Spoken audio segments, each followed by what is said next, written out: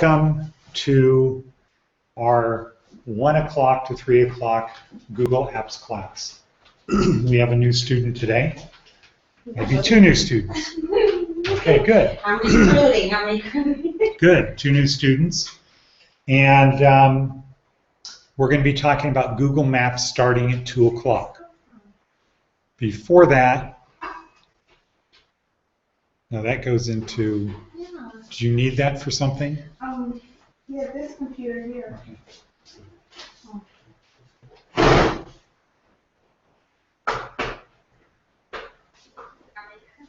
Good, two new students. And, okay, so Kelvin, is that you?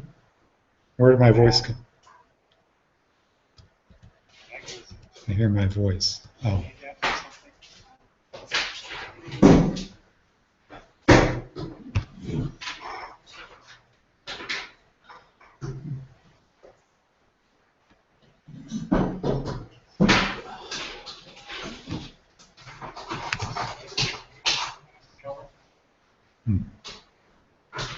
Is that you?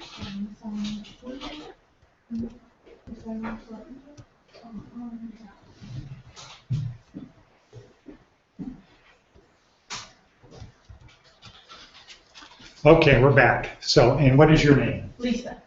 Lisa. Okay, so we're going to start talking at 2 o'clock. We're going to talk about Google Maps. Before that, we're going to talk about why we're here and what the importance is.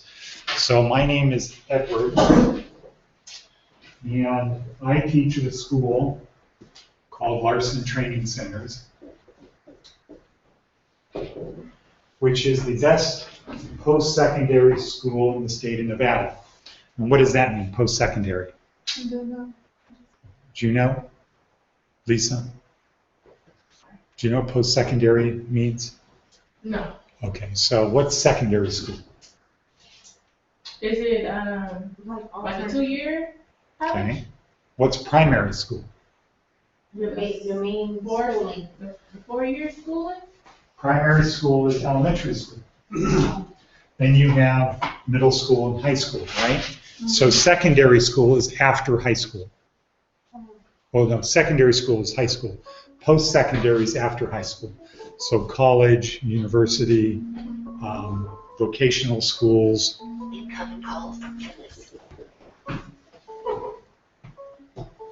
Yes, Phyllis?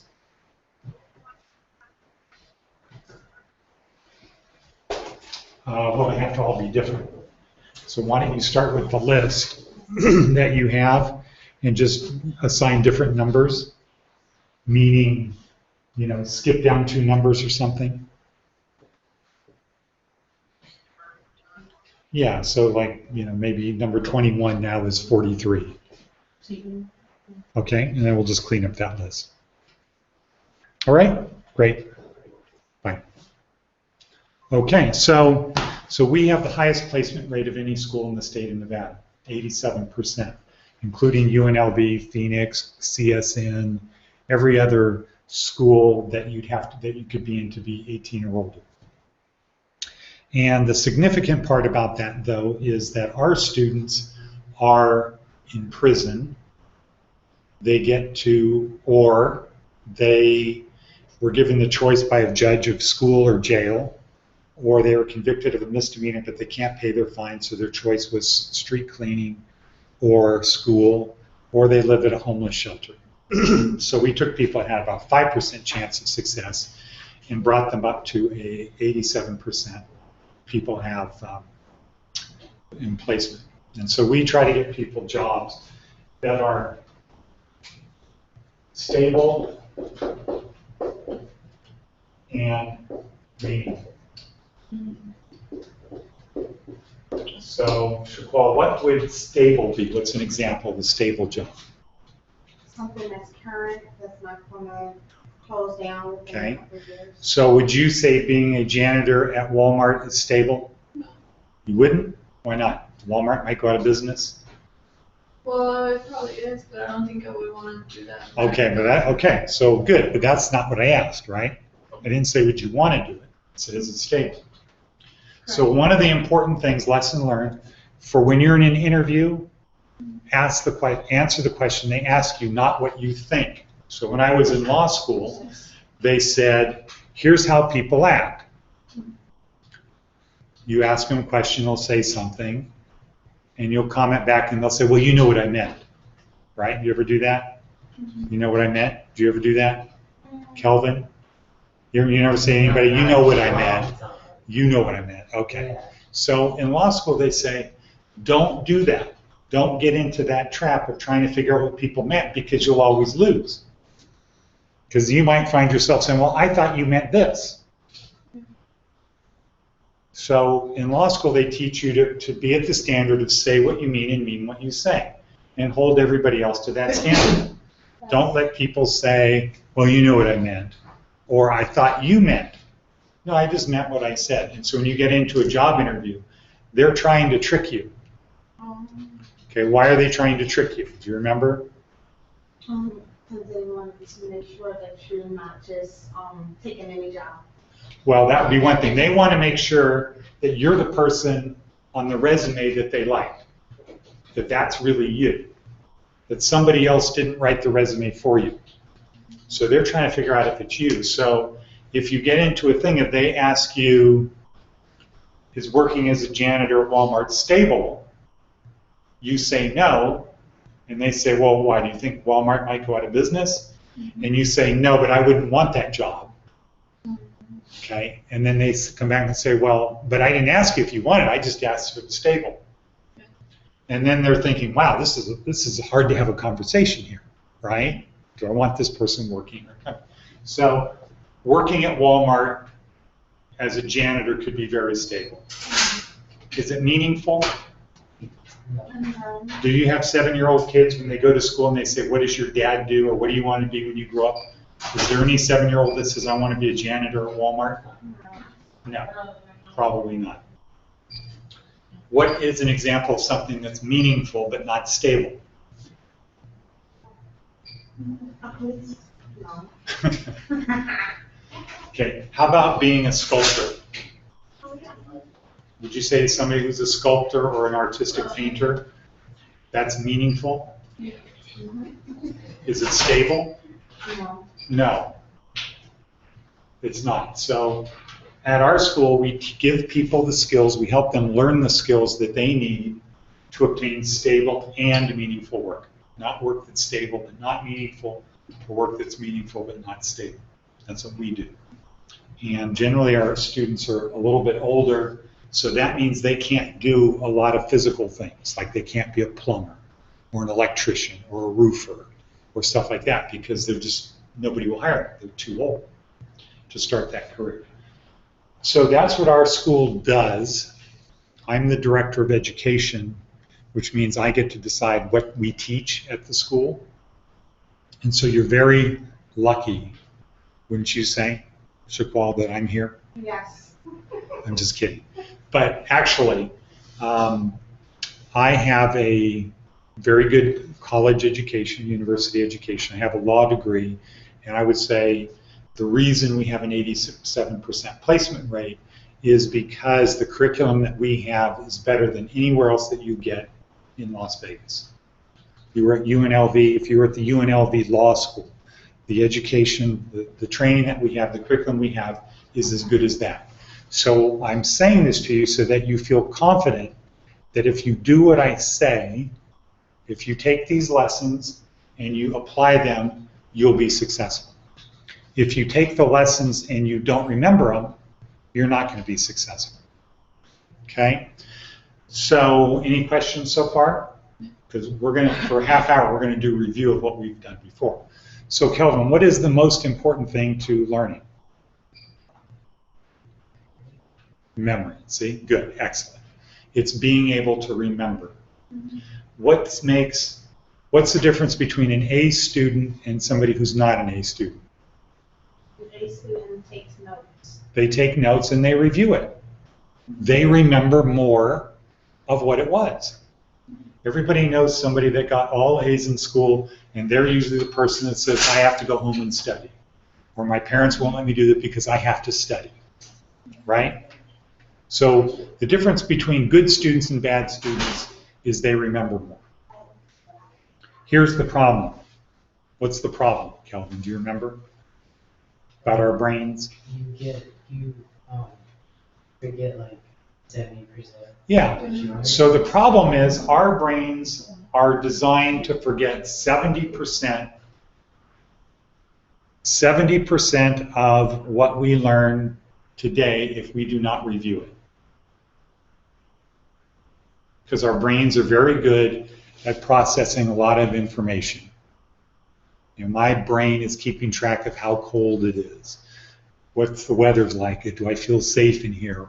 What am I going to say next? What did I already say? What am I thinking that everybody here is thinking? Who's paying attention? All of that is going on right now at once. But do I need to remember all that tomorrow? No. Most of the stuff we don't need to remember.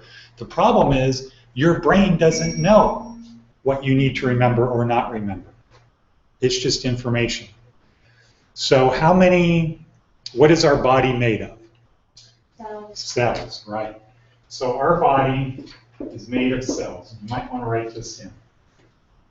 Our body is made of cells. Does anybody remember how many cells are in our body? 100 billion. Close. 10 billion. Further away. 80. There's our target. It's 80. You're moving further and further away. It's a big number. 800 billion? Trillion. 80 trillion, right? I think my memory is recapping something. 100 trillion cells. Our body's made up of 100 trillion cells. Now, Jackie, how many of these cells know who you are? Would you guess, as a percentage? What was your question? How many of these 100 trillion cells know who you are? I would assume all of them. Hmm? I would assume all of them. They know who you are? They know who I am. Yeah. These cells know you? Oh, that's Jackie. Oh. I don't know. A cell is like a little robot. That's what a cell is like. A cell is like a little robot. It just does what it's programmed to do. Okay, some build hair, some build bones, some build skin, some cure infection, some digest food, some, you know. How many cells do you think know who you are? And, I don't think any of them. Exactly, none. If they were individuals. None. How many do you think care who you are?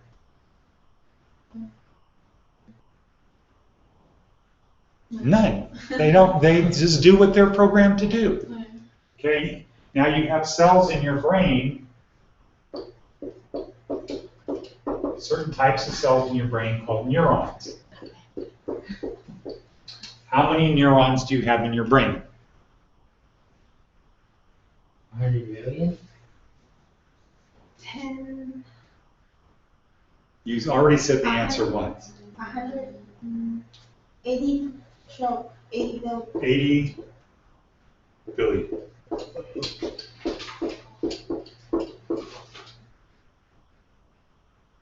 Yeah, 80 billion neurons in your brain. And a neuron looks like what?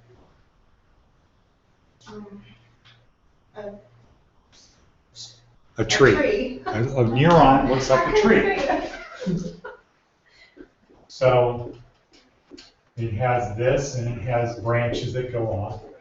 And these neurons touch other neurons. And this point right here where two neurons touch is called a synapse.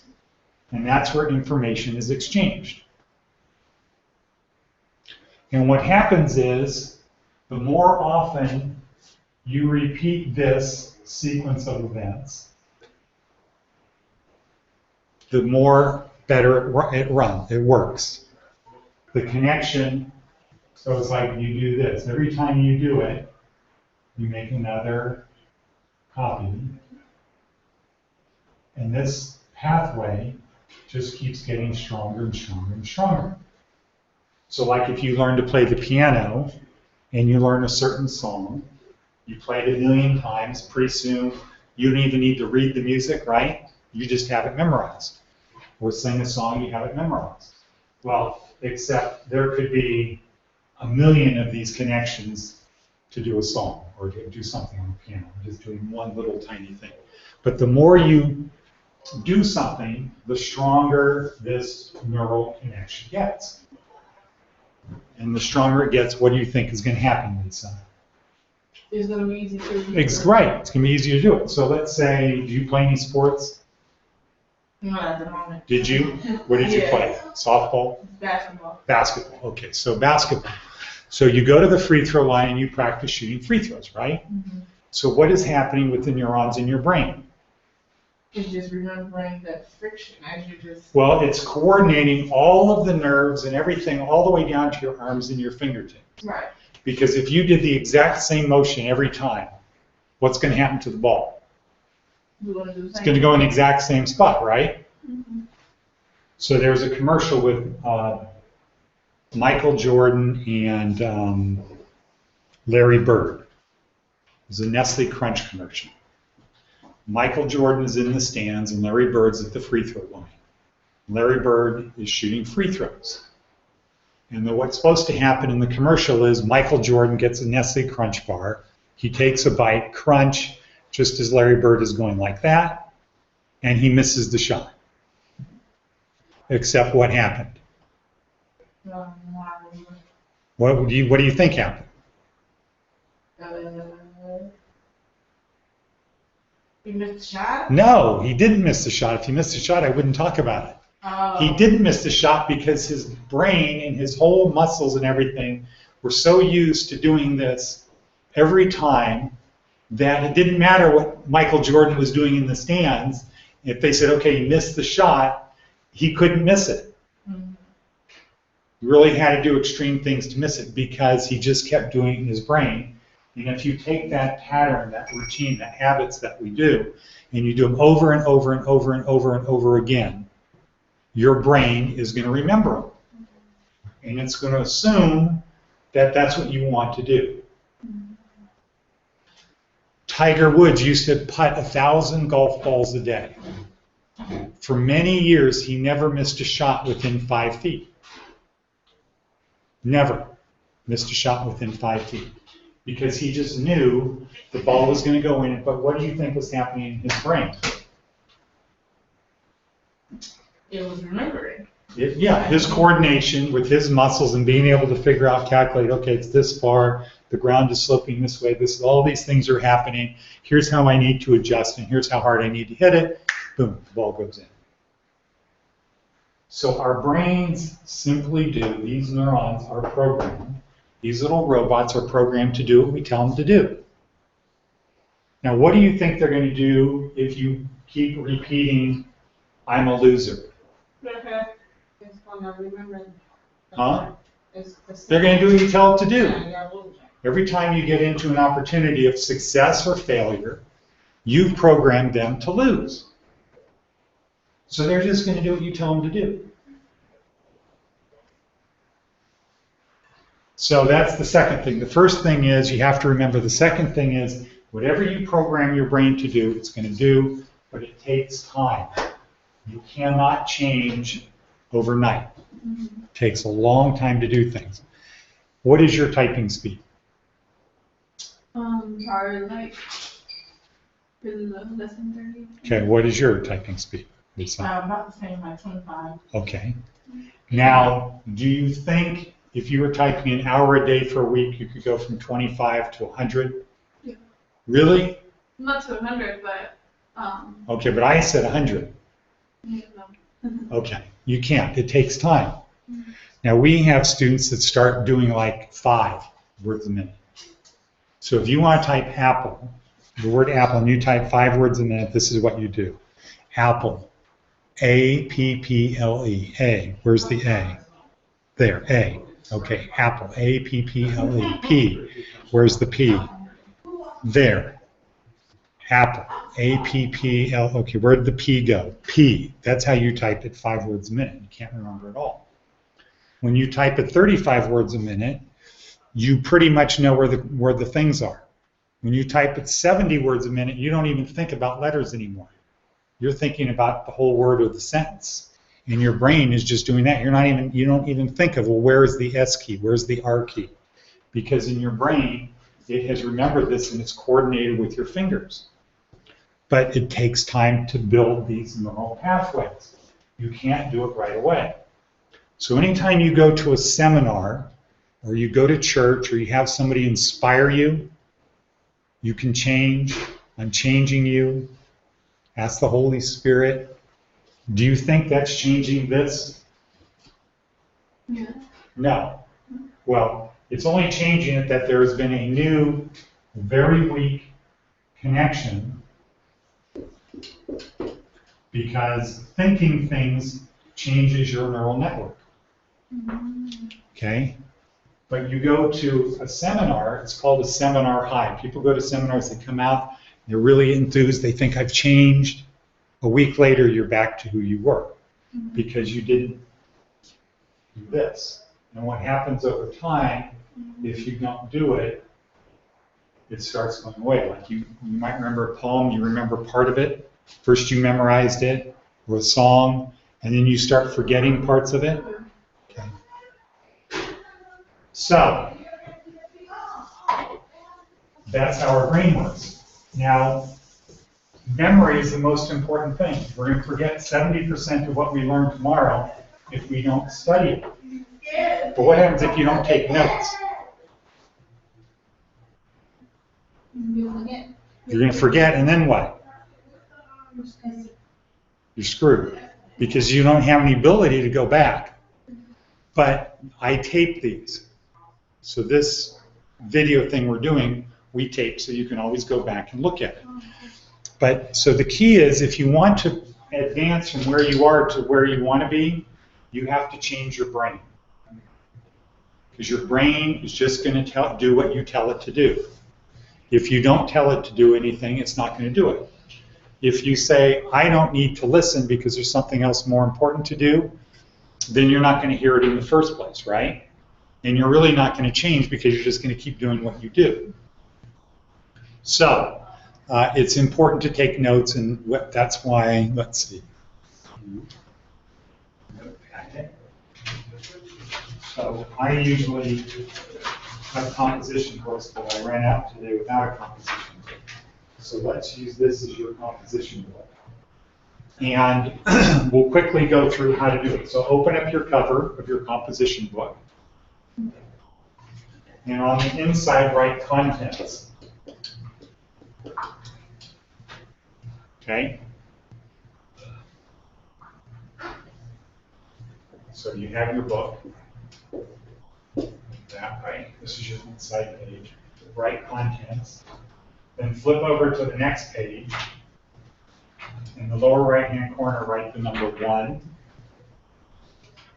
And then the next page, write 3, write 5, 7, etc. You only write them in the right-hand corner, because on your composition book in the future, you just flip to the bottom of the page, and you can just flip to the page you're looking for. So most people in this country are not taught how to use a composition book. Americans are not taught how to take notes. So what we do is we have yellow pads, we start writing on a notepad, and then what do? We throw the notepad away. Okay? We don't keep it. In Europe, they have books that are hardcover, that are notebooks that are hardcover, and they'll have the year in gold on the bottom. And that's their thing, and that's like their journal of life. But they have a table of contents, because what can you do with the table of contents? You can find stuff, right? So today we're doing maps, but what did we do your first day here, Calvin? Google Cloud. Okay, see how quickly he got to Google Cloud? Because he looked at his table of contents page and it said Google Cloud. So you write in there subjects, so you should have memory, one page called memory, and that should be on page 1.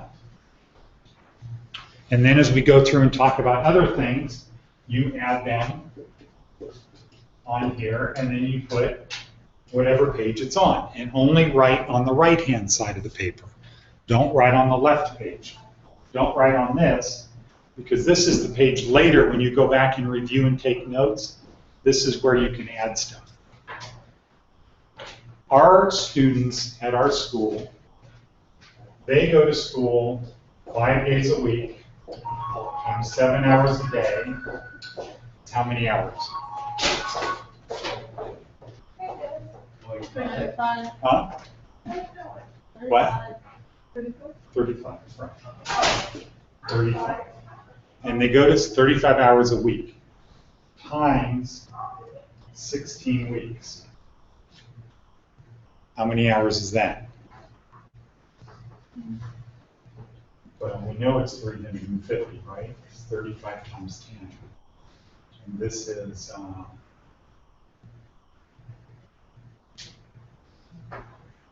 210. So 560 hours is what our people go to school. So do you think that it would be important to have a composition book if you're going for 16 weeks? Yeah. Huh? Yeah. Yeah. And so your composition book gets filled up. Yours isn't really going to get filled up just being here today, but if you come back and come back and come back, all of the different subjects we'll do, you'll have, and then you'll be able to go back and look at it. So memory is important. Remembering is important. Communicating is extremely important.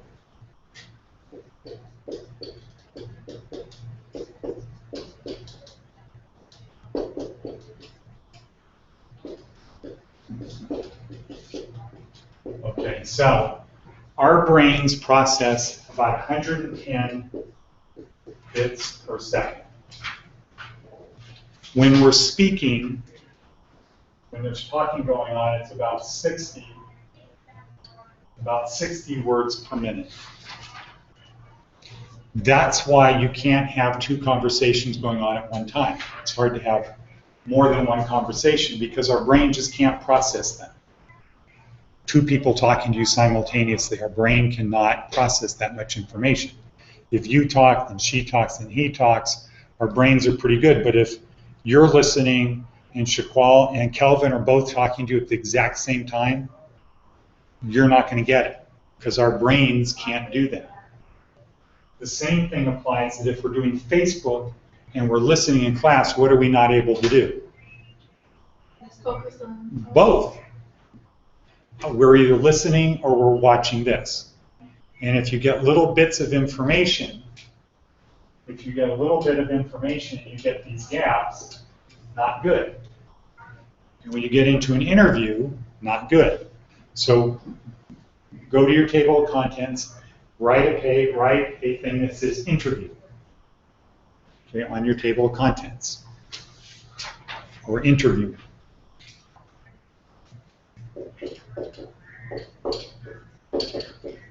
And so that might be on page 3, right? Or is it on page 5? What will it be in yours, Lisa? Page 3 or 5?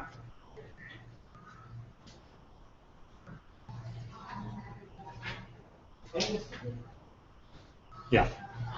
Okay, the lower right corner is numbered. Okay, Kelvin, do you have that? Interviewing? Okay, so go to your table of contents, write interviewing. Okay? Well, I don't know what's going to be in your book. Could be 3, could be 5. It's not going to be an even number because the lower right corner pages are numbered odd, 1, 3, 5, 7, 9, because the left page is even. Okay, so interviewing. What was the first thing I said today? We're going to do a little memory test. What's the first thing I said today about interviewers trying to trick you? Answer the question that was asked. Correct. So the first thing you should write down in your interviewing page is answer question that was asked. Okay, and you might go on to say, don't answer a question you thought they were going to ask you, or you thought they were asking you. Answer the question they ask you. And related to that, number 2 is follow instructions. Okay, now what did I say their job is in the interview? Trying to match the profile of the resume. Yeah, are you the person that we think we're interviewing?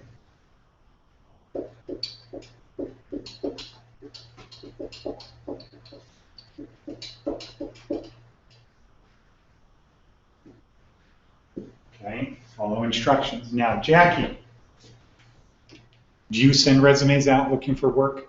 Yeah. Okay, how many? As many as, depending on how many people, if I apply with 5 people.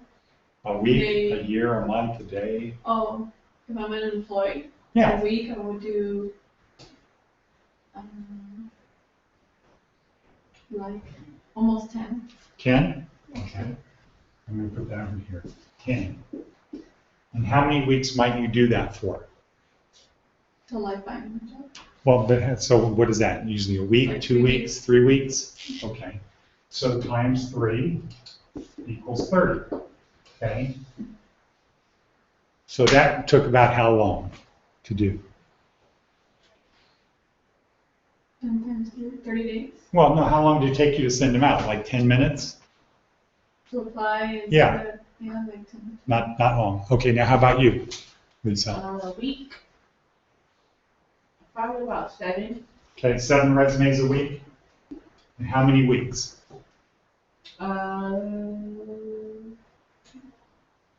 It's once a week. Until you get a job? 1 week? It takes you 1 week to get a job? No.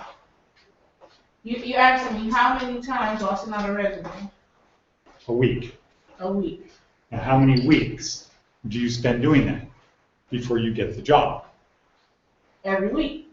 A month. 4 weeks. So you get, well, okay, but what I'm trying to figure out is how many resumes do you need to send out? 7 of what I do that day. Yeah, no, okay.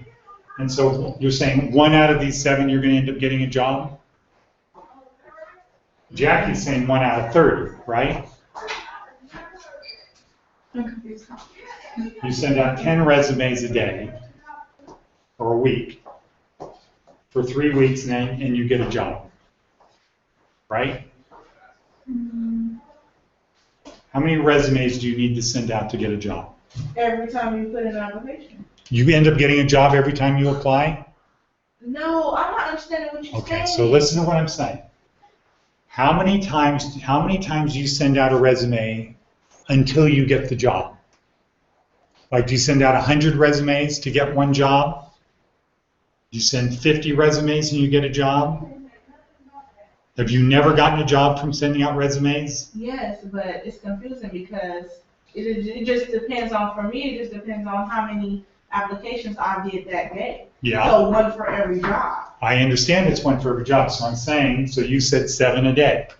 Okay, so now the next question is, this is per day. This is number of days. Your case was week. Oh, yeah, that's what I was going to say. Okay, you said per week. Okay, and then you said 3 weeks. Okay. So what would you say? We're just playing a game. We're just Saying a week, weekly, times 1, and you end up with a job. maybe. Okay, would you think in 2 weeks you'd end up with a job? Because what I'm trying to get to is the job. 2. Okay. Okay, now, pretend we're in the interview. And I'm the interviewer, I'm at Exeter, I did that with you. I'm trying to find out, are you looking for work?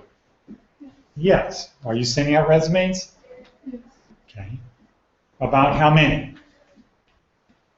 I send 10 resumes. Just say you say 30. Oh, okay. Okay. You say some number between 10 and 30. Now, what do you think I'm thinking? Are you really interested in finding a job? Okay. What do you think I'm thinking about you on this job? Like, do you really want to work here? Well, since it looks like I'm just trying to get a job because I have so many. Right. Okay. So that's what the interviewer is trying to find out. Do you want to work here or do you just want to get a job? Mm-hmm. And interviewers, their job, they get graded on how well did they do hiring people. If you want to work at a good company, they have people in HR. Their job is to interview people to find out are you telling the truth or not. And they do it in very subtle ways. Like they make you think they care about you and that they're your friend. Okay? They're just doing their job. And if you go in and you say, I'm sending out 7 resumes, 10, 20, 30, 400, you know, a lot of people who are serious about getting a job, they send out 10 resumes a day. They'll send out 100 resumes. I've had people come back and say, I've sent out 800 resumes in the last month and I haven't gotten hired. Mm-hmm. Now, what if you're an employer and somebody says, I've applied to 800 jobs and nobody's hired me? Does that make you want to hire him? No, why not? Because maybe you're not going for a direct job, you're just trying to Exactly. get anything. Exactly. Or maybe there's something wrong with you. Yeah. Maybe you got a problem. So the other most important thing is what employers care about is only 2 things when they're hiring you. What are those things, Shaquan? I'm sorry. The employer, see, if you don't remember, see, if you don't listen, you can't hear the question. Yeah. You can't remember. So what are the 2 things employers care about? How you're going to make the money and how you're going to save the money. Yeah, employers only care about 2 things. They're hiring you to either make them money or save them money. Mm-hmm. They don't hire people because we're nice guys. Yeah. Okay? They don't do that. So you need to articulate, if they say, well, why should we hire you? What would you say today when you're going to these resumes? Why should we hire you? Because I have lots of potential to help the business grow. How? Think of a place you've been where you've gone through this experiment or this exercise. Where I've been to an interview. Yeah. How? How? How are you going to help us? By making a plan and set myself some goals to accomplish every week. Like what? Like, what do you mean like that? Okay. So Depending it's on the hard. job. It's hard to do that. And if you get into it, some guy will do that. They could be having a bad day. Yeah. They're just sort of like, how? What? Yeah. Putting you on the spot. The best thing to always do is, I'm going to make you more money than anyone else. Or I'm going to save you more money than anyone else. Because now you're getting right to what they're interested in. Making money or save money. Okay, so let's say you're a cashier selling cigars at Davidoff, right? You're doing that. I'm going to make you more money than anyone else applying for this job. How? Because I've done sales before and I know how to look at people and tell whether they're cigar smokers or if they know somebody who's a cigar smoker. And I'm really good at selling to people who don't smoke cigars but want to buy it as a gift. Would that work? Mm-hmm. That would work. Yeah. Mm-hmm. Okay? Do you think anybody says that? No. Okay? Nobody says that because they're not thinking of, well, all that guy wants to hear from me is how I'm going to make him money. They talk about me, me, me. Okay? So the interviewer is thinking,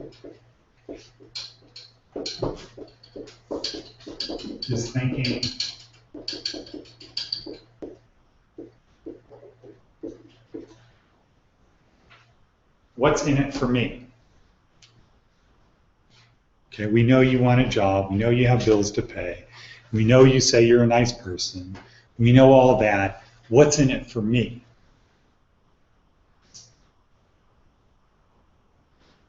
Don't talk about yourself unless the question has to do with you. Like, do you like animals? Is that a question about you or them? You. Yeah. How are you going to make us money? Why do you want to work here? Is that a question about you or me? Me. No, it's a question about me. I want to know how you're going to help me Oh, make money. Okay? Just because I said, how are you gonna make me. going to help me?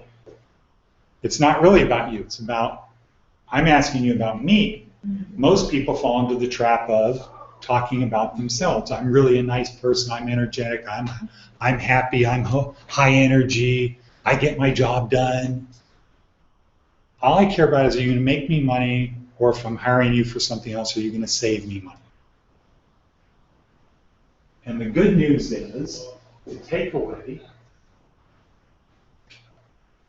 is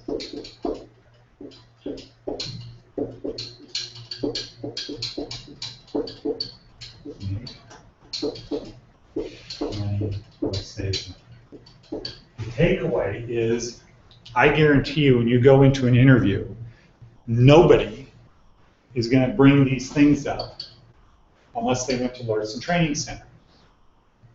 Unless they went to our school, nobody is going to say an answer to any question around the lines of, why should we hire you? Nobody's going to say, because I'm going to make you more money than anybody else applying for this job. Okay, and if you say that in a believable way, what if I say it like this? I'm going to make you more money than anyone else. It's kind of hard to believe. Okay, why? So you're shaking your head no. Right, because of my body language, right? What if I said, well, I'm going to make you more money than anyone else? That's still No, that's right, it doesn't. Yeah. Okay, so you got to say, you can't just say the words, you have to believe it. That means you want to do it. Okay. Don't start a relationship off on a lie. I'm going to put that down as number one. Don't start any relationship on a lie. Now that becomes very important for like my typical students that are in prison or they've been to prison. Somebody might ask a question, is there anything else I need to know about you? Say you have a felony, you just got out of prison. Do you think the employer would want to know that? Yeah, they'd want to know. No, there's nothing else. That's starting a relationship off online. Why do you want to work for us? Well, if you're applying for 30 jobs or 14 jobs, you don't really care about the company. You only care that it's not a bad company, right? You don't care about, God, I want to be able to, my family's going to be so proud of me that I got a job working at this company. They might be proud you got a job, but that's not the same as being proud that you got that job. You get a job at the Venetian versus Ellis Island. Which one is your family going to be more proud? Friends. If you say, I got a job at the Venetian. At the what? The Venetian? They're being more happy for the Venetian versus outside. Yeah, because it's very prestigious. It's hard to get a job there. Or if you say at Paris, or Caesar's Palace. I got a job at Caesar's Palace. Wow, that's impressive. So don't start relationships out on the lawn.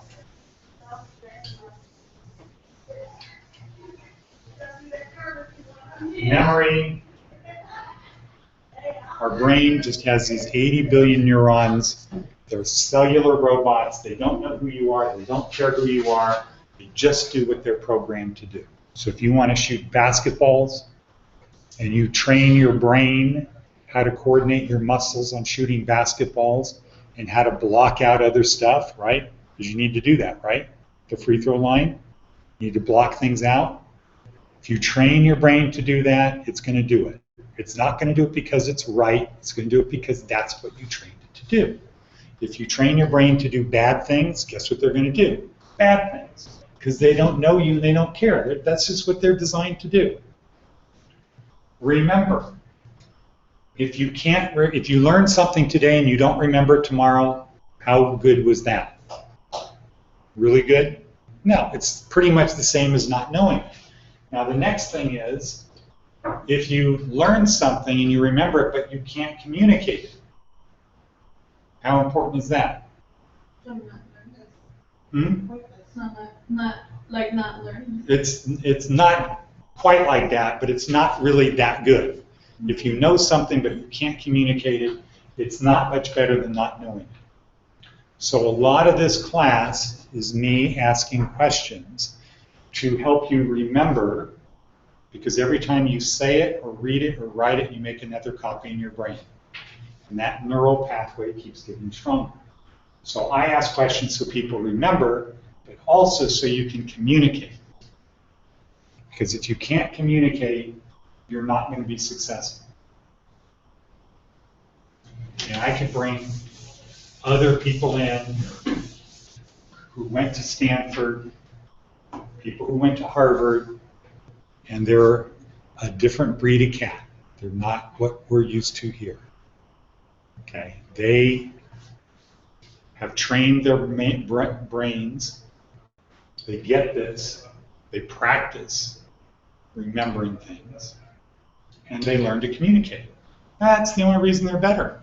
Because at that school where they go, they get people to get a lot of information, to learn a lot of stuff, and remember it.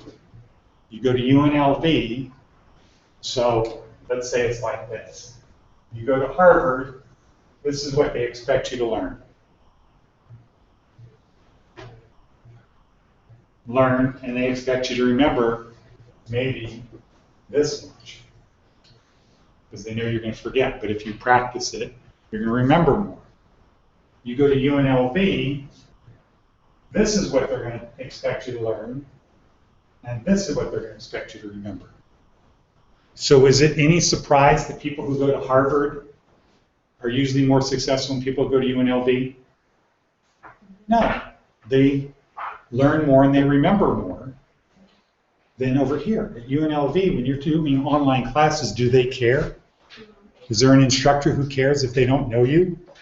Can they possibly care? How could you get a good education?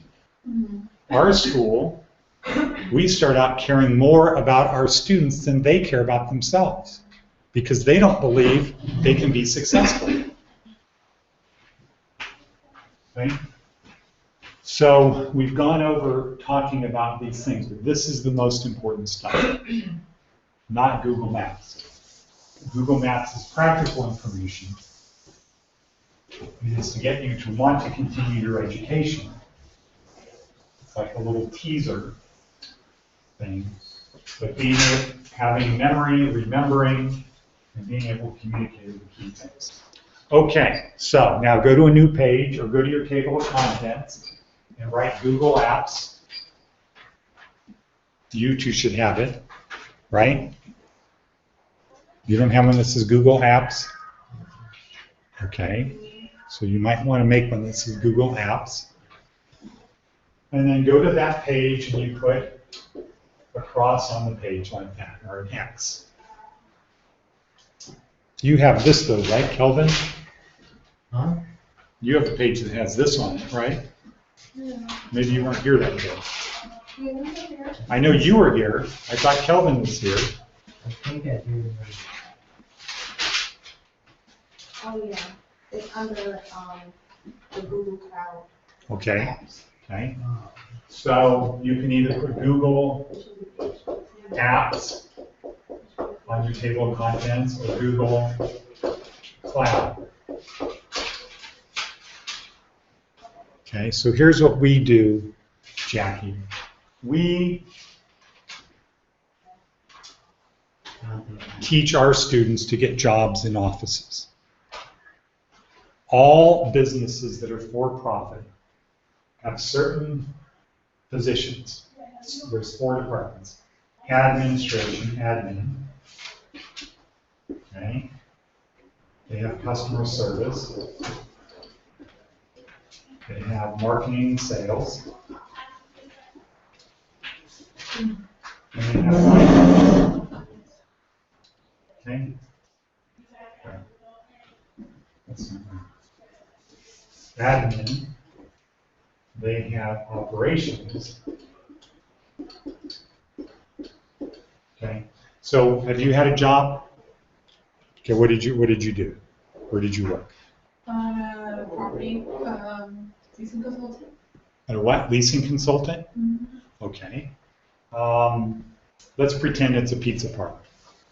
What are the operations of a pizza parlor? Pizza? Yeah, making pizza, Yeah. right? Okay. That's the operation. All businesses have their operations. So the company that you're at was a leasing consultant. What was their business? What business were they in? Property management. Property management. Okay, that's the business they're in. Now, and so they had people that was their job, right? And then they had other people who supported those people. That's admin, right? Administration. So if you're in a pizza business, what do people in administration do? Goodbye. What do people in administration do? Provide you with how to make pizzas and With what? what products to use for your pizza. Okay, so they make sure that you have the flour and the tomatoes and everything else, because your job is to make the pizzas.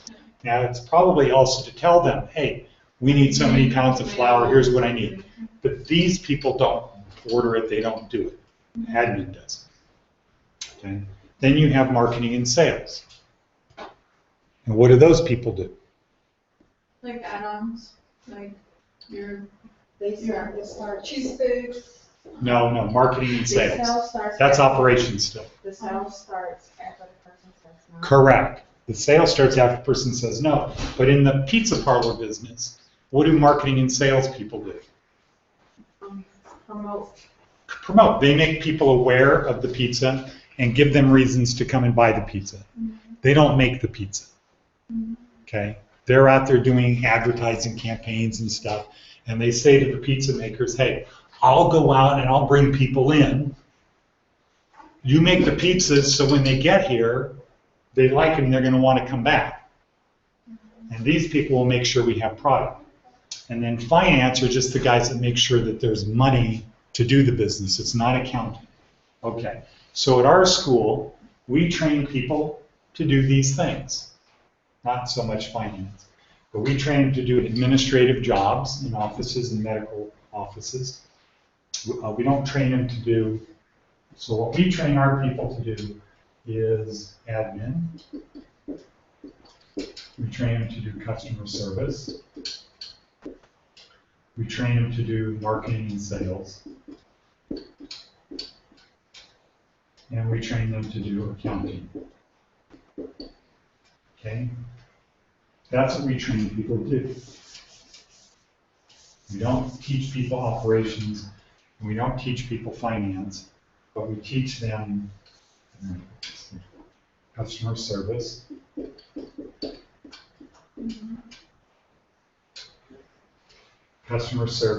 marketing, sales, and accounting. That's what we do at our school. So what skills do you need to do this? Do you think you need to type? Yeah. Yeah, you need to type. So we teach typing. We spend a lot of time teaching typing. Do you think that you're going to get a job just because you can type? No, why not? There's other skills you need. Okay. Well, there's other skills you need, but also everybody else probably knows how to type, right? So just knowing what other people know is going to help. Now, you also need to know Office, Word, spreadsheets, things like that. But do you think you're going to get a job competing with people who've been doing it for 10 years? Do you think you're going to get a job? No. Just because you know Office? No. Why not? Because you need to either do the same or more. Okay. Have more experience. Right. So if you went to our school and you just learned how to do Office, and you go on an interview and somebody has been doing it for 5 years and everything else is the same, who's going to get the job? Someone who's only for 5 years. Yeah, because they have more experience. So you have to know something they don't know. And at our school, We teach what other people don't know, but what every business wants, because it's going to make a business more money or save money. It's going to help them get customers and be more efficient with customers. So at our school, what we teach is what? Just basic skills and training to get that job. What is that though? What is the thing that other people don't know? Cloud. The cloud, that's right. So we teach people how to use the cloud. And we use the Google Cloud. Because all businesses want to know the cloud, nobody knows the cloud. And so if you go in for an interview and they say, why should we hire you? Well, because number one, I'm going to make you more money than anyone else. Number two, I know the cloud and I can teach it to your other people. You think anybody else applying for the job is going to say that? No, they're not. Okay, so we teach 8 cloud apps. Google has a lot more than 8, but we only teach 8. So today we're going to do maps. So I put that at the top. Okay, what's another one? Sure. Calendar. Calendar. Kelvin? Gmail. Gmail. Okay, Shaquall. Chrome. Chrome. But what do we say about Chrome? So you should put bots around Chrome so you remember. It's our browser. Yeah, it's a browser. It's not really an app. Okay. Okay, and then we draw this, another cross, but this one sideways. Mhm. Okay? What do we put here? Kelvin, Google Plus. Google Plus. Good. Okay, Shaquall, YouTube. YouTube. Okay, Kelvin, Voice. Voice. Good. And what else? Google Plus.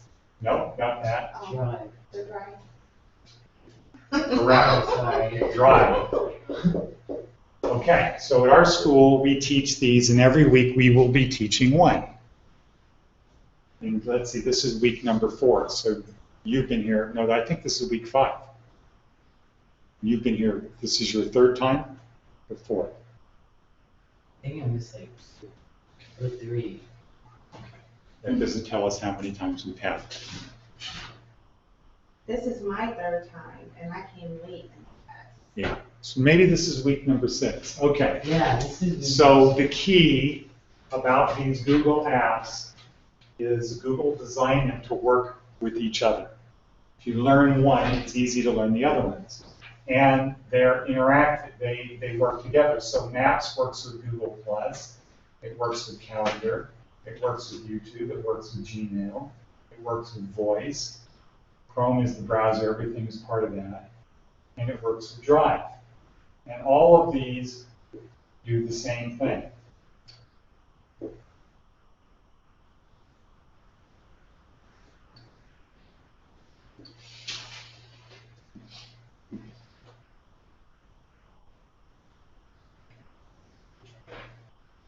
Okay, so they all work together. No other set of apps does this. Now, Microsoft has something, their cloud, but Microsoft was not cloud designed. It was designed to be where? On Microsoft. On the computer. Yeah. Okay, it was designed to be on your computer. You download a program, right? Google was always designed to be on the internet. This is a program, Chrome. It's downloaded on your computer. That is the gateway to the internet. Okay, so today we're going to talk about maps. Now, Jackie, do you have a Gmail account? So I'm going to do this.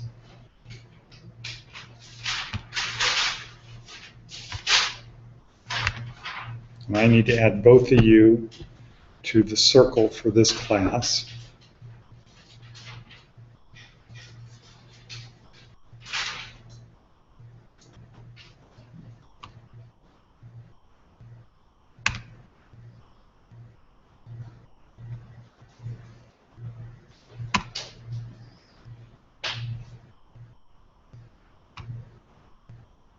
Okay, so Shaquall, what is your Gmail?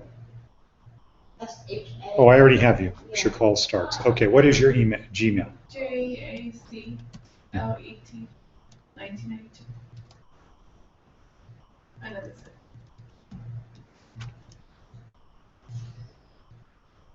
Okay, Jacqueline Alvarado. Okay, good. So you're in the circle. Are you familiar with Google Plus circles? Not really? Okay, so I just added you to the circle. So that means anytime I post something to this circle, you'll get a notice. Okay? Okay. Now, how do we get to Google Maps? Are you on Google Maps now? Okay. Yes.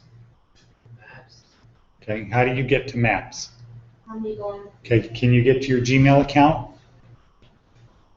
Going to go on. on your computer? How do you open it? Okay. How do you get to Gmail? Are you in Chrome? Hold on, now you. Yep. Okay, so log on.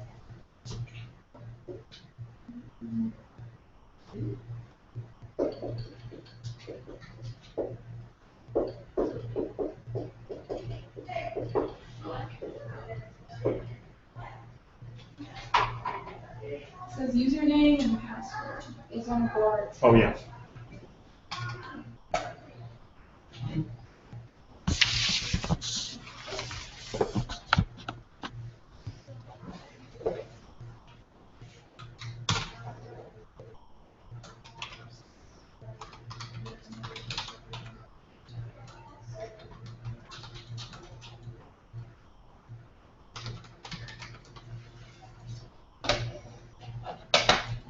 Okay, so if we start in Gmail,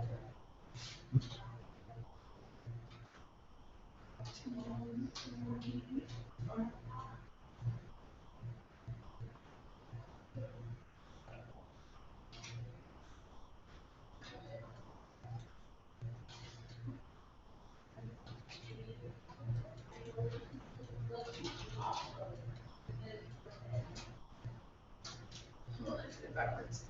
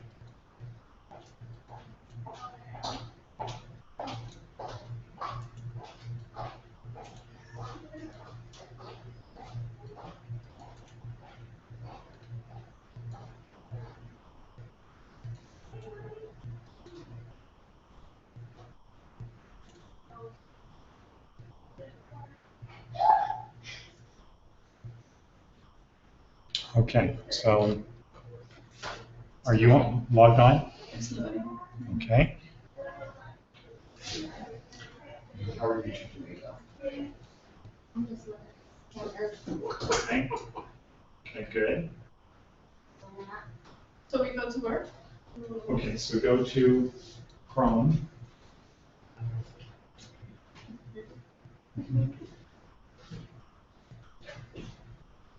To work login. Click on that. Now log in. It's you. Is that where you live? Oh, no, this is just the business area. West? Huh?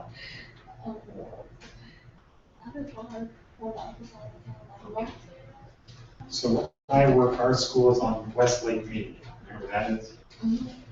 So we're on Westlake Beach and Beach. And I'm up there, I'm not smoking. Okay, that's over on the west side, right? Okay, are you in there? Okay, got it. Right there.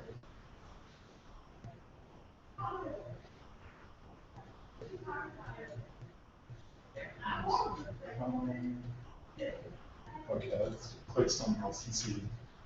Okay, good. Now, how do you get to Gmail? If you're just at a page like the page Jackie's on. Huh? You could do that. What I want you to do is a 9 square grid. So there's a 9 square grid. I gotta go back. Just go on your Google Plus tab. Okay, so there's a 9 square grid. Click on that. Okay, so that's a shortcut to many of the Google apps. And you can select one. If I say select, what does that mean? Hold down the left mouse button. That's what select means. So you can select one of them and move it. So let's move Gmail to the upper top row, number 1. So you said right hand click? Left click Left? and hold it. There you go. And you can just drag them around. Okay? You said that? Oh. Yeah. Left, there you go. Okay? So you can move them around. So that makes it easy to get to the apps you want. So the first thing about Google Apps is that 9 square grid. That is the best way to navigate in the Google Cloud. There's always more than one way to do things in Google, but the best way is with that 9 square grid. Now click on Maps. Okay, and a map comes up. Okay, now try to look at my screen and follow me. So we've got a map that comes up, right? Can you see my screen? Yeah. Okay. I can't see your mouse, but I can see your screen. Okay, good. So here's my screen. And how do we zoom in? On the bottom right hand corner. Okay, that's one way to do it. What's the best way to do it? The scroll. Right, use the scroll wheel, Yeah. and you can scroll in or out. How do we move the map around? You hold it, move. Okay, so you select it, so that means you hold down the left mouse button, and you can drag it around any way you want, right? Okay, good. Now, what does it mean if I say click? Just click when you're done. What does it mean if you say click? Yeah, if I say click on that, what does it mean? What does click mean? That will be Press- your location or Press different. and it's like Yeah, selecting click. words. Click. You just push down on the left mouse button. Click on blank, whatever. Click and let go. What if I say right click? Do the right. You do the same thing with the right. So click means you just take your index finger and you push down one time on the left mouse button. Right click is you push down one time on the right. Select means you hold down the left mouse button. And right select means you hold down the right mouse button. Okay, so now I can search Google Maps, but I want to make a map. Okay, so how do I do that? I don't know.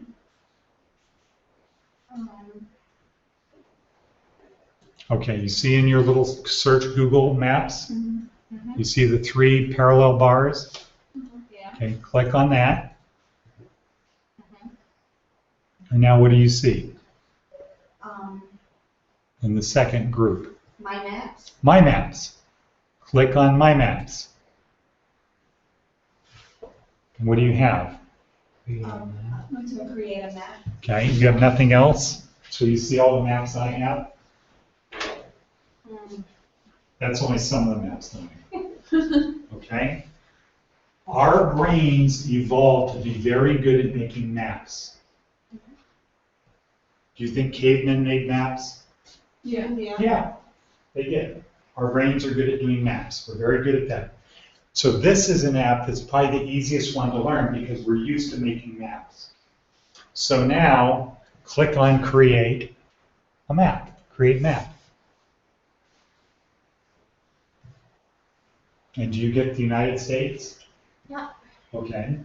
Zoom in on Las Vegas.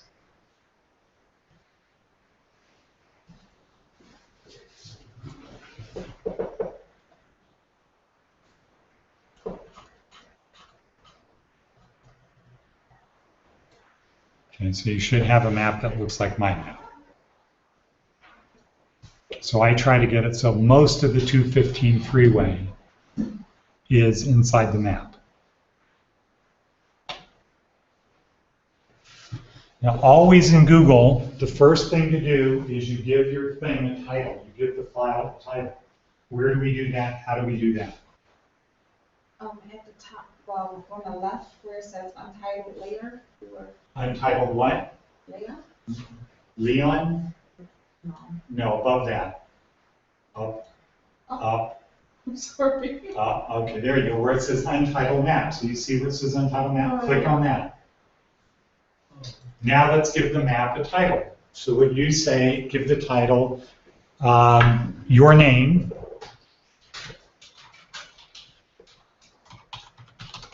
and today's date.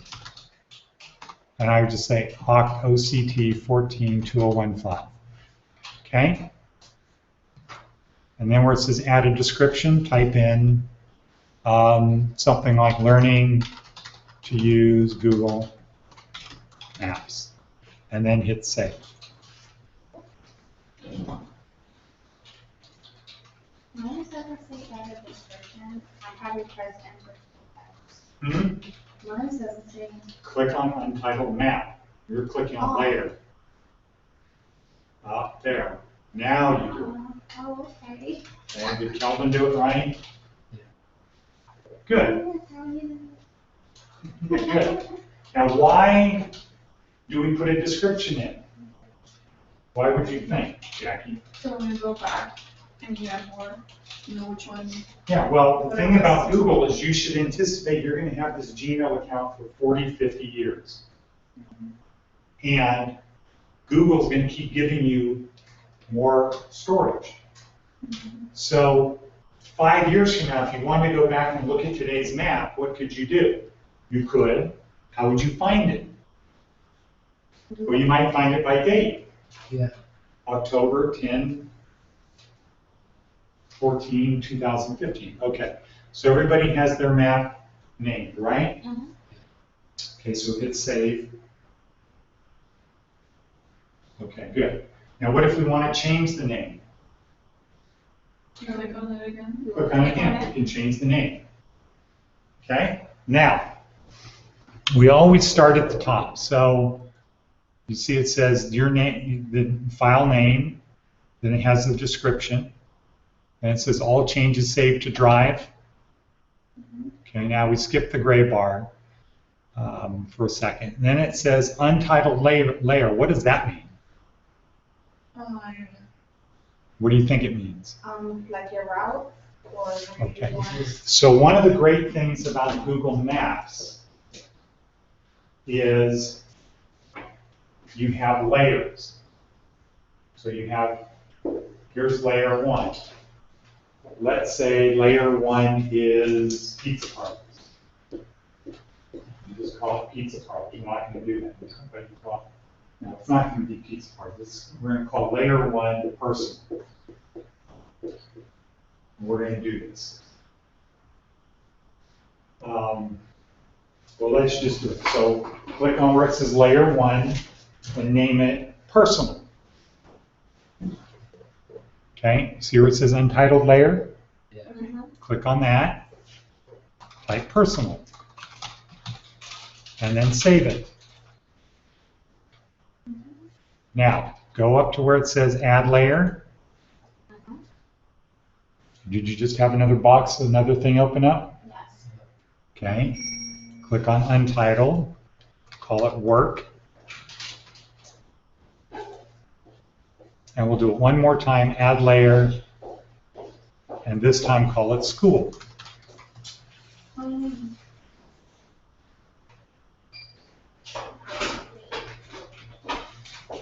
So what we can do in Google Maps is we can have a lot of different layers. And we can look at all of them at once or some of them at once. Now go to the box that says personal and click on it so that the bar on the, or the left side of it is blue. Okay, good. Thank you. Just click, well, make sure personal is clicked there, okay? Good. So that means when you see that blue, that tells you the layer that is active. It's very important because when you add things to a layer, you want to make sure they're on that correct layer. Okay, so the first thing to do is add where you live. So go up to the Google search and type in your address.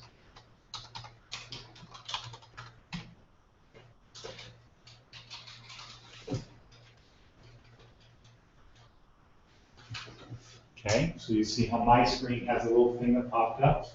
Good. Good. Now, click where it says Add to Map. Good. Now, click on the little icon and click the pencil. Icon, what is icon? That the little balloon. This? Yeah. Click on that and click the pencil. Okay. Good. So now, what do you think you can put in there? Home. What else? You think you can add pictures of the house? Yeah. Can you add a movie in there? You can copy and paste any kind of file into that box. So this is a way to help you do research, like for when we get to work. Okay, now go to zoom in on your map.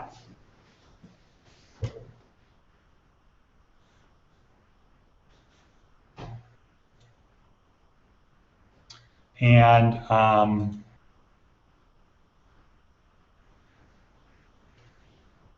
find your grocery store where you buy groceries.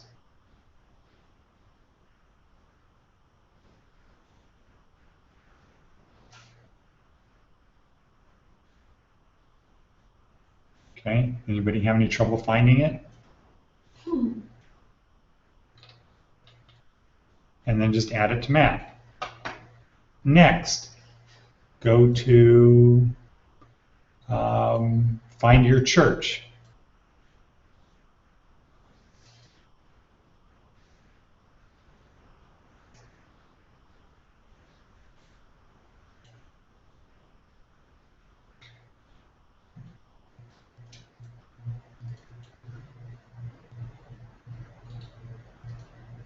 Okay, and if you zoom in enough, something will pop up.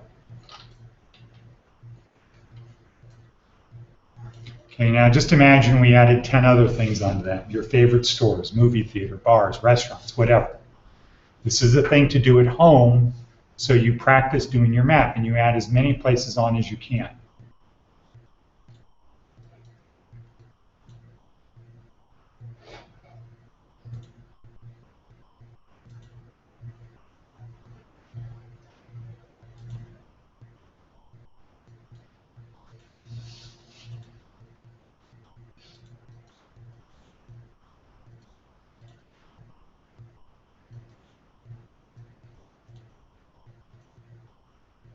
Okay, now we're going to make them look different from one another.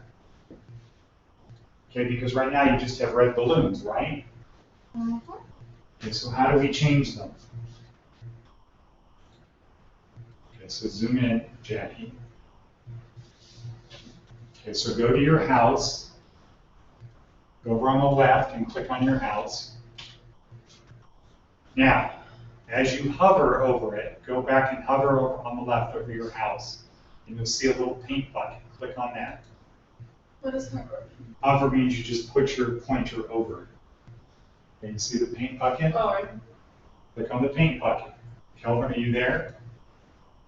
Over on the left there. Click on that. Now we're going to change the icon. So click on where it says More Icons. And we're going to pick the one that looks like a house. Cool. Okay, so you can scroll down.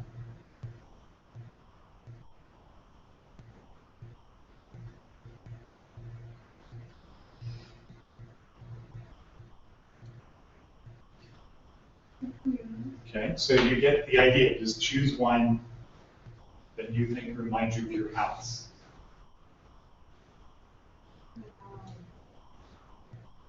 Put up in the yellow. What's in the yellow? Up above. Or what's the top group? Okay. So there might be, was it business? Personally. Do you, after you click on one, do you You just click one, and then click OK. There you go.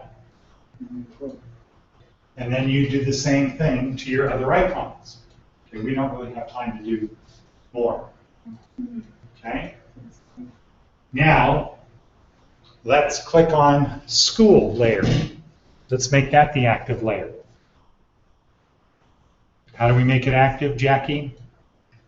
how do we make it active? Yeah, how do we make the school layer active? Because we've got 3 layers on this map. How do we make the school layer active? You mean like add those things? Okay, so active means it's the one we're on. Mm-hmm. Okay, what do we do? Click on it? Yeah, click on it, and so how do we know if it's the active Oh, layer? yeah, I remember. Oh, yeah, because it's blue. It's blue on the side. Okay, good. That's the active layer. Now, let's go to where we are right now. Mark, let's find this place. So does anybody know the address? 5390. Okay, 5390 East Flamingo Road, Drive. Road or drive, I'll say drive. Yeah, Road. Okay. East Flamingo Road.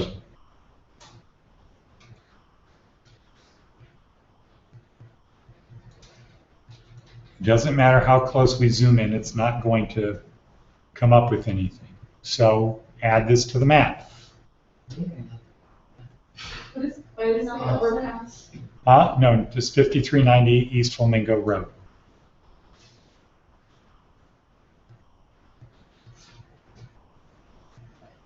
Now the thing to do is click on it and click Edit. And we need to change the name from 5390 East Flamingo Road to SNRHA, Southern Nevada Regional Housing Authority, YOSA, space YOSA. Okay? And save it.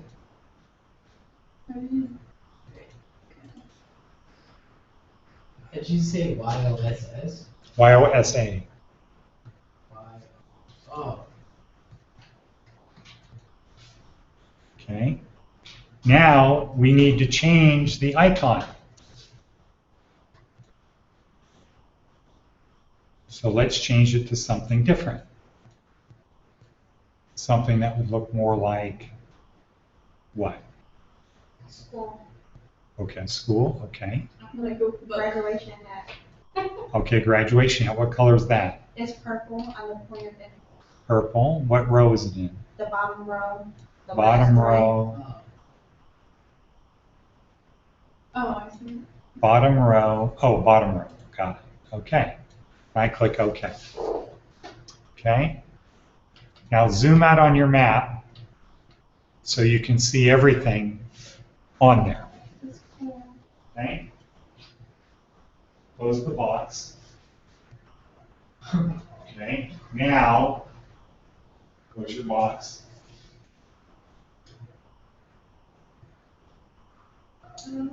Okay. Now, let's close the first layer. You see where it has check mark on personal? Uncheck it.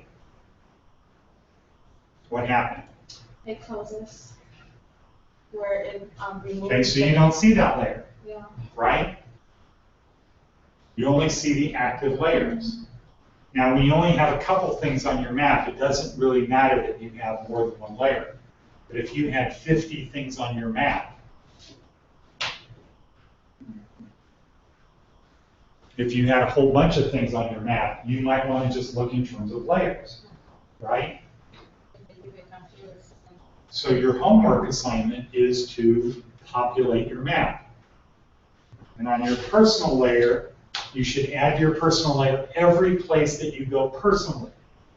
Where do your relatives live? Where do your friends live? Where do you shop? Where do you go to, where do you like to go? Not now, this is homework. Yeah. Okay? You want your personal map, and what will happen is when you get your personal map on there, I guarantee you, I promise you, you'll look at your map and say, wow, I didn't know it was this area. And you can have places of people in other cities. It doesn't have to be here. They can be everywhere. Now, if you click... Does it have to be in the state though? Nope. Oh, okay. If you click on where you live, down on the bottom right, where it has those 4 icons, the one next to the garbage can has a pointer on it. If you hover over, it says directions to here. Yeah.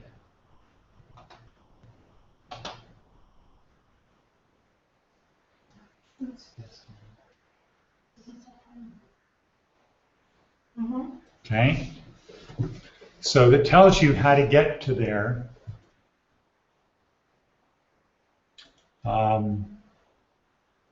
And you can click on one of your other sites. Okay, so click on the direction thing, and now click on that, SNRHA. Oh, Let's go back, click on the directions. Okay, yeah, good. Now that we have that, now click on that. All right, that's the active one. Click on where you live. Or not doing something. I clicked on both, that's it. Oh, wait, yeah, you've got 2 of them. just go straight down. Rhonda, 3206. That's Rhonda, So now click on a different spot on your map. And now. So it just drew out the map, right? Yeah. And what else does it tell you? From A to B, where you at, where you going? Oh, I see that was straight on across. Right. How long does it take to the gate? Okay? I wanna see. Like 40 minutes on the other side. So that's a powerful thing that it does. And you can add another stop. So if you had a route, you could just keep, okay, first I want to go there, then I want to go there, then I want to go there. All very cool stuff. Now,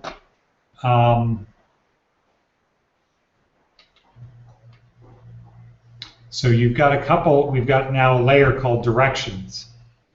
We don't really want to keep that layer, so we can delete it. Hi, Ed. Hi. How you doing? Well, Sorry to interrupt. Come see me when you're done, okay? Thank you. okay. Now let's go to the work layer. How do we make that active, Kelvin? Click on the side of it? Or click on Click inside, and then how do you know if it's active? There's a blue thing on the left side. Exactly. So now on this layer, you would add the places that you have, first of all, places where you have worked. So let's just type in McDonald's. Go to the search box.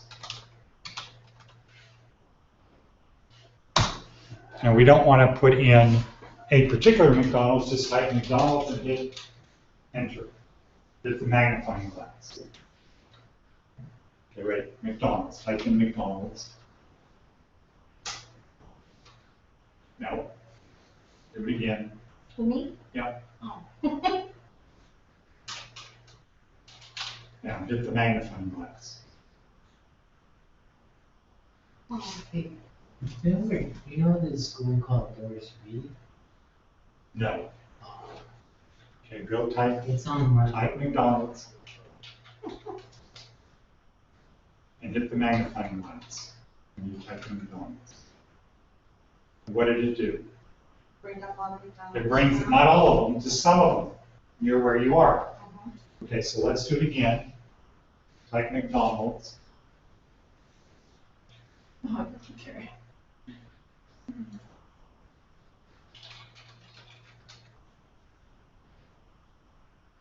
No. So you're picking that particular one. So just type. And when you do McDonald's, type McDonald's and then hit the magnifying glass because we want all of McDonald's. Oh. Okay? Now, Mm. add those to your map. How do you do that? All of them? Yeah. Just click I'll on it and just- then it says add to map. Can you zoom all at the same time? Yeah. Just do one at a time. Oh, it's on. Okay, you add them to your map.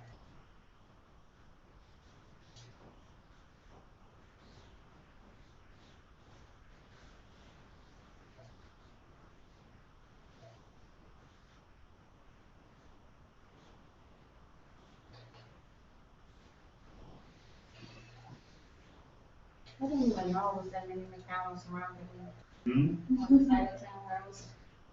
What?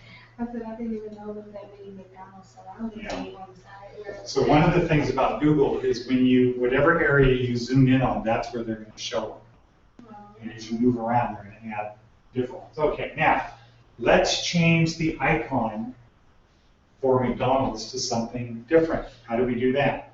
The bucket. Okay? Well, no, we don't want to do it No. each one individually. Let's go back and change all of them for a second. So look up where it says work, and then right below it, what does it say? Individual style. Individual styles. Click on that. Okay? So you can do things by just play around with that and see what it does.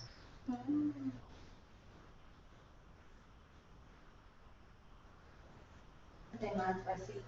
So if you had a work layer, you had McDonald's, and you had Burger King, and you had Wendy's, and you clicked on that to do it by name, they each come up with a different color. Mhm. So you could quickly look at your map and say, wow, here's where all the McDonald's are, here's where all the Burger Kings are, here's where all the Wendy's are. Gosh, they're really close to one another. Yeah. So this is just, so the idea is just so you get, this is really powerful stuff in this map thing that Google does that's free. No one really uses. Huh? No one really uses. Yeah. And, But you can. hmm? You can utilize it. Yeah, well, you should have a lot of maps, and when you go to work, you'd have a map, and what are some of the maps you could have at work? Fast food. Say you worked in each, what did you say? Fast food McDonald's. Well, you could have places to eat, The post office. okay? Important things to know in the area, Yeah. okay? What about having, if you worked in HR, would you want to have a map that showed where everybody lived? No. Why not? Because it's personal. You're in HR. I know, but what you do outside, that's You your probably- job. This You is don't your, take it this home. is for work. Oh, well, We're talking about at work. Absolutely, they're going to want to know, where do people live? They're going to want to have a map of where people live. They're absolutely, I promise you. You turn in your application, any good company, when you turn in your application, they process the thing, they incorporate it into a map, and they make that as part of the decision of hiring you or promoting you. Let's say you lived in Pahrump. Do you think they would call you if somebody said, I can't come to work? No. Right, That doesn't exist then. okay? So they might not hire you because you work too far away. So a map is something very practical that they use. Now, what about a map for people's birthdays? No, What would you put on the map with their birthday? nothing. It would be on. Oh, no. That's right, it'd be on a calendar, Well, yeah. right? You put that on a calendar, a company calendar. On a map, what might you put, if you're in the carpet cleaning business, what might you put on your map? Home Depot. Suppliers, you can have a layer that's suppliers. What else? Your What's another, customers your have customers, so you could look at all of your customers on your map. What else might you put on your map? What other layer? Hospital, just in case we get injured. Okay, what else? That wouldn't really be a layer, but what other layer would you put? Your business phone? Hmm? The customer route, that timber route. Okay, well, you might want to put on have a layer of your map of where your competitors are, where the other carpet cleaning business is headquartered. Okay? You might want to have on your map of customers, you might want to have them color coded Favorite. between, which are good customers, which are bad customers. Like, never go back to these people because they're never going to be happy. If this house comes in, don't go back to them. Now, let's say we're on our McDonald's, and we like going to McDonald's. What might we do with these McDonald's that are on our map? We might want to rank them, right? Oh, yeah. So click on a McDonald's and then go to edit.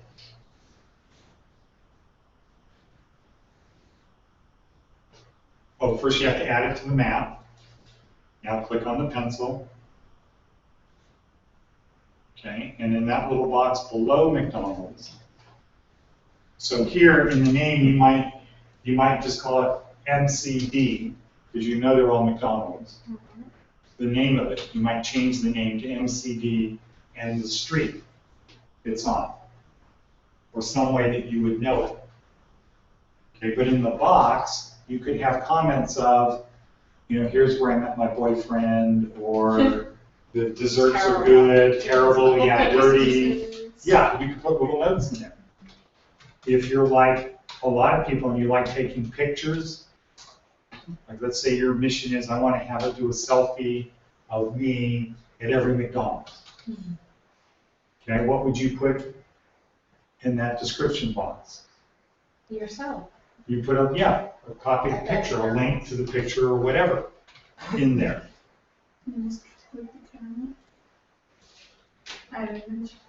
Yeah. That's one way to do it. So Google makes it very easy to add information to your map. So it's not just about, hey, here's a map and here's how I get from here to there. Layers enables you to have lots and lots of locations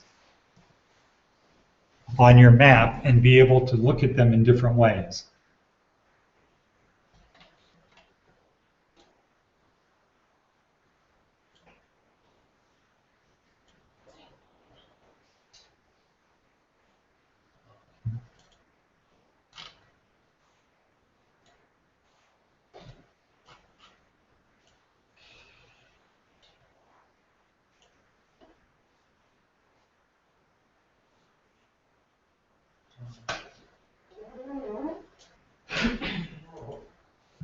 Oops.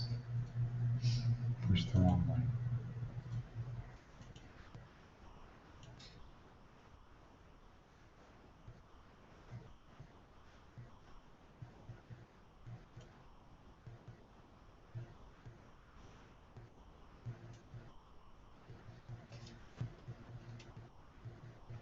Okay, so here I have a map of Providence, Rhode Island that our students at the school made, some students made. And they have a list. One layer is non-call, and another layer is called Best Italian Restaurants in Rhode Island. Well, let's say I don't want to look at the non-call list. I just want to look at the other list. And I can see where the good places are.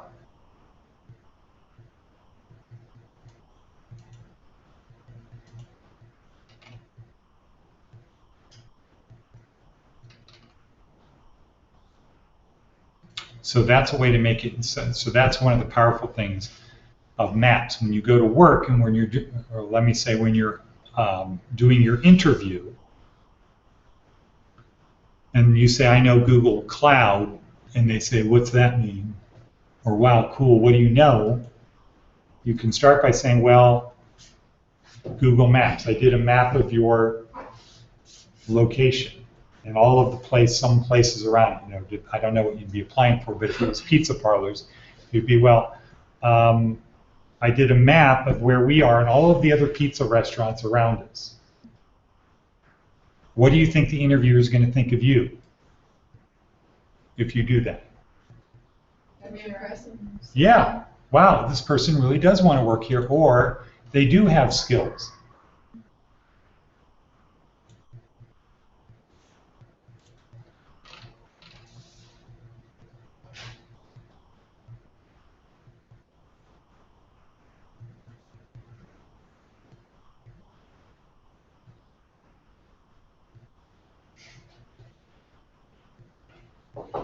Hey, We're gonna be heading out downtown for a meeting. so Okay. you can just we are close the done. door.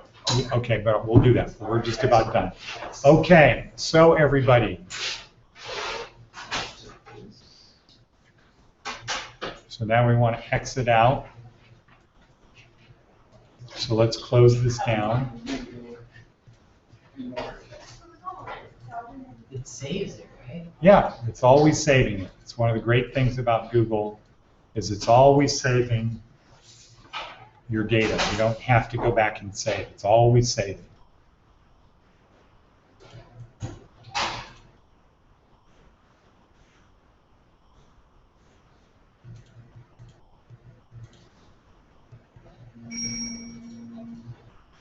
Okay. Oops. So do you guys remember anything Yes. Yeah. valuable? Yes. Okay. Now what do you say, Shaquall? Hmm? Was it worth your time? Okay. So I'm stopping the broadcast. This is post.